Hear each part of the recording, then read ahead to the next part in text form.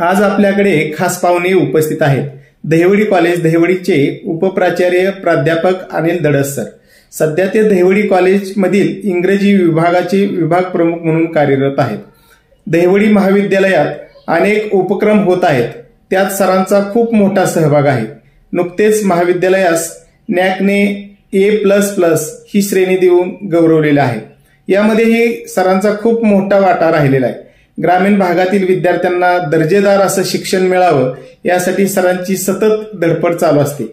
चला तर मग त्यांच्या कार्याविषयी त्यांच्याकडूनच जाणून घेऊया. सर नमस्कार. नमस्ते. खरंच इंग्रजी अवघड आहे का हो सर? सर अतिशय मला आनंद होतोय की तुम्ही अतिशय चांगला प्रश्न विचारलाय की अनेक वर्षांपासून भारतामध्ये इंग्रजी ही परकीयांची भाषा आहे असंच आपण म्हणत चाललोय, परंतु सध्या तरी ती परकीयांची आहे असं कधीच आपल्याला वाटत नाही. कारण असे हजारो शब्द आहेत की जे आपण इंग्रजीतले आहे तसे वापरतो, पण ते आपल्याला कळतही नाही की ते शब्द इंग्रजी आहेत. मी कधीही समोरच्याला म्हणताना पेन दे म्हटलं तर तो पेन हा इंग्रजी शब्द आहे, पण आपल्याला माहित नसते. आणि मग असे अनेक शब्द आपण फक्त काय काय वेळेला काय होतं की आपण ते शब्द आपल्याला जसे ऐकायला मिळाले तसे आपण वापरत असतो आणि मग त्याच्यामुळे काही वेळेला त्याच्या उच्चारामध्ये फरक पडतो आणि मग आपलं एक इंग्रजी वेगळंच इंग्रजी सुरू होतं. त्यामुळं सध्या तरी मी असं म्हणेन की ती इंग्रजी भाषा ही परकीय भाषा नाही, आपण तिला आपली काही ठिकाणी द्वितीय काही ठिकाणी तृतीय भाषा म्हणून स्वीकारलेली आहे आणि त्याच्यामुळं आपण आपला प्रवास अतिशय चांगल्या पद्धतीने करत आहोत. सर खरं तर ग्रामीण भागातली मुलं म्हणजे एक काळ असा होता की इंग्रजी विषयाच्या बाबतीमध्ये 10वीला असेल किंवा 12वीला असेल किंवा कॉलेज स्तरावरचे जे इंग्रजी विषय होते त्याच्यासाठी मग कसं तरी फक्त आता पास इंग्रजीमध्ये व्हायला पाहिजे, गणितामध्ये इंग्रजीमध्ये पास व्हायला पाहिजे होते, अशा पद्धतीची एक मानसिकता होती. परंतु अलीकडल्या काळामध्ये स्पर्धा परीक्षामधला एक इंग्रजीचा भाग असेल किंवा ज्या वेगवेगळ्या निवड मंडळाच्या ज्या परीक्षा होतात त्याच्यासाठी इंग्रजीसाठी सुद्धा काही गुण राखून ठेवलेले असतात. ह्याची तयारी म्हणून एक विद्यार्थी वेगळ्या अंगलनात या विषयाकडे पाहत आहेत. एक आंतरराष्ट्रीय संपर्काची भाषा म्हणून ही विद्यार्थी याच्याकडे बघत आहेत. मला आपल्याकडून थोडंसं असं जाणून घ्यायला आवडेल की इंग्रजी विषय शिकण्यासाठी काही महत्वाचे टप्पे आहेत का आणि हे प्रत्येक टप्प्यावरती विद्यार्थ्यांनी कसा अभ्यास करायला पाहिजे? सर अगदी बरोबरच आम्हाला म्हटलं की तुम्ही टप्पे आहेत का. कोणतीही गोष्ट करायची म्हणलं तर आपण टप्प्याटप्प्यानं गेलो तर ती अधिक चांगली होते असा सर्वांचाच आपला अनुभव आहे. आणि मग इंग्रजी भाषा शिकायची म्हणलं, आता भाषा कोणतीही शिकायची असेल तरी सुद्धा आपण तोच फॉर्म्युला वापरत असतो आणि तो म्हणजे LSRW. आता हे काय आहे तर L स्टँड्स फॉर लिसनिंग. आपल्याला चांगल्या दर्जाचं उत्तम दर्जाचं ऐकायला मिळालं तर आपण ते त्या पद्धतीनं म्हणू शकतो. बऱ्याच वेळेला असं होतं की आम्हाला जे इंग्रजी ऐकायला मिळतं तेच मुळात तेवढ्या चांगल्या पद्धतीचं असत नाही. आता मी जर उदाहरण सांगितलं की बाबा पोस्ट हा शब्द POST आमचा सगळे विद्यार्थी त्याच पद्धतीने उच्चार करतात, परंतु खरं त्याचा उच्चार आहे की पोस्ट, पण आम्ही म्हणताना पोस्टच म्हणतो. तीच अवस्था गोल्ड नाही तर गाऊल्ड. आता हे का? आणि मग मी जर म्हणलं की ओल्ड इज गाऊल्ड तर इंग्रजांची भाषा आहे आणि आम्हाला ती कळत नाही, मग आम्ही ती बाजूला करतो. तर त्याच्यापेक्षा काय मग ओल्ड इज गोल्ड असं लगेच मला कळतं, पण ते ओल्ड इज गाऊल्ड असं म्हणलं तर मला ते काहीतरी ऐकल्यासारखं वाटतं आणि मग आपण तो होतो. म्हणून सगळ्यात महत्वाची बाब काय असेल तर किंवा पहिला टप्पा आपण म्हणूया त्याला लिसनिंग. आपल्याला चांगल्या क्वालिटीचं चांगलं इंग्रजी ऐकायला मिळालं पाहिजे. मग आता ते कुठं ऐकायला मिळेल तर काळजी आत्ताच्या या युगात तरी काळजी करण्याचं कारण नाही.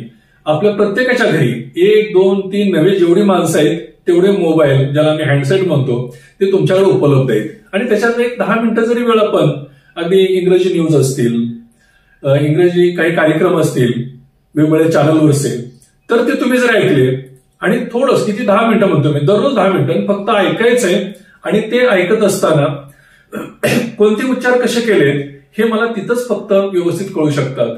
अन्यथा आम्ही जर स्टँडवर उभं राहिलो तर आमचा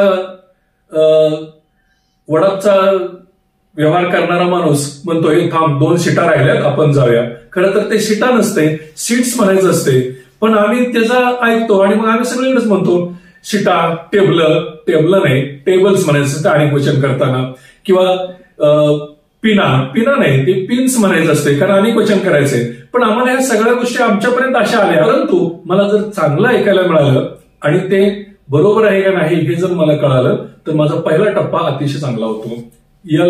यस. त्याच्यानंतर हा यस फॉर स्पीक. आता मी कसं बोलायला पाहिजे, मगाशी मी उदाहरण सांगितलं की माझे जर उच्चार चांगले असतील त्याच्यासाठी आमच्याकडं फोनेटिक्स नावाचा एक भाग आहे, उच्चारशास्त्र. जशी वेगवेगळी शास्त्र आहेत तसं उच्चारशास्त्र आहे. मग मगाशी मी म्हटलं तसं की आम्ही पहिलीच्या पुस्तकात आम्ही तिथं पेट्रोल असं म्हणत नाही, पेट्रोल. पोलीस नाही, पोलिसमन, नॉट पोलिसमन. मग हे सगळं जर मला बोलायचं असेल तर मला ते कुठंतरी अगदी मराठी देवनागरीतून वाचायला मिळालं तरी चालेल. आणि तशी सोय जे शासनाला त्याबद्दल मला धन्यवाद देता येतील की पहिलीपासून इंग्रजी सुरू केलं. खरं तर कौतुकाची बाब म्हणता येणार नाही, पण त्या पहिलीतल्या मुलाला इटिंग शुगरचा अर्थ माहीत नसतो, इटिंगचा अर्थ माहीत नसतो, तरी सुद्धा ते ऍक्शन करत म्हणत असते. आणि पण त्याच्यातून त्याला ते बोलण्याची कला अवगत व्हावी हा त्याच्यातला भाग, म्हणजे हे स्किल आपल्याला त्याच्यातून मिळत असते. खरं तर मला मराठी कसं बोलावं हे कोणी शिकवलेलं नसते, पण मी आजूबाजूचं ऐकूनच मी मराठी शिकतो. तशीच अवस्था आपल्याला जर चांगलं बोलायचं असेल तर चांगलं ऐकलं पाहिजे, हे तितकंच महत्वाचं. त्याच्यातला तिसरा टप्पा आहे तो LSRWW मीन्स रायटिंग. मला चांगलं लिहिण्यासाठी मग मला आणखी काय करायला पाहिजे तर माझ्याकडे शब्दसंग्रह असला पाहिजे. आता या शब्दसंग्रहाच्या बाबतीत सुद्धा मी आपल्याला एक मजेशीर गोष्ट सांगतो की मी नेहमीचे जे शब्द वापरतो तेच फक्त मला त्याचं स्पेलिंग येतं का एवढा जरी विचार केला तरी माझं इंग्रजी चांगलं होऊ शकतं. आणि हा प्रयोग मी तर म्हणे तुम्ही 15 दिवस करून बघा की समजा मी जे शब्द वापरतोय बोलताना आणि त्याचं स्पेलिंग मला येतं का तर येत नाही. कधी कधी आपण समोरच्याला म्हणतो तुला काय कॉमन सेन्स आहे का, पण त्याला जर विचारलं की सेन्सचं स्पेलिंग सांग तर त्याला येईल याची गॅरंटी नाही. म्हणून जिथं नॉव्हेल्टी म्हणजे दुकानाचं नाव असते मग त्याचं स्पेलिंग काय असेल, शॉप त्याचं नाव काय असेल, किंवा प्रत्येक गोष्टीला काय नाव दिलंय हे जरी आपण अभ्यास केला आणि त्याची स्पेलिंग लिहिण्याच्या, कारण अलीकडं काळ बदललाय असं आम्ही म्हणतो, ते योग्यच आहे. पूर्वी आम्हाला स्पेलिंग पाठ करायला होत होते, आता स्पेलिंग कुणीही पाठ करत नाही. कारण का इंग्रजीची प्रश्नपत्रिका जी आहे त्यातलं आहे तसं बघून आपण लिहित असतो. सर, दहिवडी कॉलेजमध्ये विद्यार्थ्यांच्या मध्ये इंग्रजीची गोडी वाढवण्यासाठी आपण काही खास उपक्रम राबवत आहात का? आता तसं पाहिलं तर इंग्रजी हा विषय सगळ्यांचाच नावडीचा असतो हे सगळ्यांना माहिती आहे. किंबहुना आमच्या बऱ्याच वर्गांचा निकाल सुद्धा इंग्रजीवरच अवलंबून असतो. आणि मग एक विभाग प्रमुख या नात्यानं मी असे काही उपक्रम राबवतो की ज्याच्याकरून विद्यार्थ्यांना इंग्रजीची गोडी लागली पाहिजे. त्यामध्ये एक सर्वात महत्वाचा एक उपक्रम मी दरवर्षी गेली 15 वर्ष राबवतोय, तो म्हणजे साप्ताहिक बातमीपत्र. वीकली न्यूज बुलेटिन नावाचे एक साप्ताहिक बातमीपत्र चालवतो. दर गुरुवारी 11:30 वाजता आमचे विद्यार्थी त्या बातम्या प्रसिद्ध करत असतात. त्याच्यानंतर दुसरा एक मी उपक्रम गेली 15 ते 16 वर्ष राबवतो, तो म्हणजे आमचे विद्यार्थी जसं डीएड बीएडचे मुलांना पाठ असतात वेगवेगळ्या हायस्कूल्समध्ये, तसं मी आमच्या मुलांना एक एक टॉपिक घ्यायला सांगतो. उदाहरणार्थ simple present tense, add question tag, change the voice. आणि मग ते वेगवेगळ्या शाळांमध्ये, आता माझ्या माहितीप्रमाणे तरी मान तालुक्यातल्या जवळपासच्या आम्ही सगळ्या शाळांना भेटी दिले. दरवर्षी मी 5 ते 6 शाळा घेतो आणि त्या शाळांमध्ये आमचे विद्यार्थी जाऊन, त्याच्यात फायदा काय होतो की मुलांना तिथं गेल्यानंतर पहिल्या वेळेला म्हणतात पहिली शाळा घेतली की सर आम्हाला जमेल का नाही, पण जेव्हा पहिली शाळा ते करून येतात तेव्हा सांगतात सर चला आता पुढची शाळा कधी घ्यायची सांगा.